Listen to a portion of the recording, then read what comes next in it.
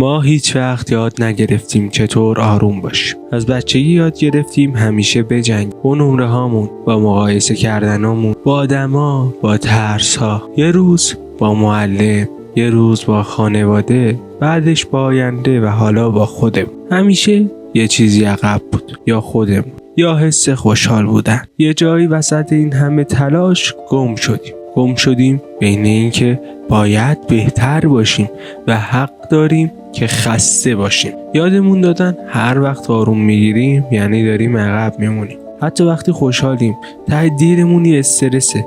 مگه میشه همه چی اینقدر خوب باشه یه چیزیش میلنگه؟ ما تو دنیای بزرگ شدیم که موفقیت و فریاد میزنه، ولی از آرامش هیچی نمیگه. هیچ کس یادمون نداد چطور بدون استرس نفس بکشیم. یادمون ندادن که گاهی سکوت شجاعت میخواد. ما فقط یاد گرفتیم بدویم سمت هیچ جا، سمت رضایت الکی، سمت تایید دیگران.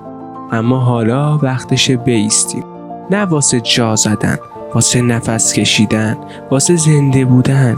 چون آرامش یه مقصد نیست.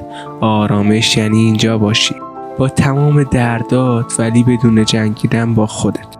اگه الان صدای منو میشنوی فقط بدون خسته بودن نشونه ضعیف بودن نیست. تو خیلی قوی که تا اینجا رسیدی. حالا آروم باش، فقط برای یه لحظه. اینجا این ثانیه فقط مال توه.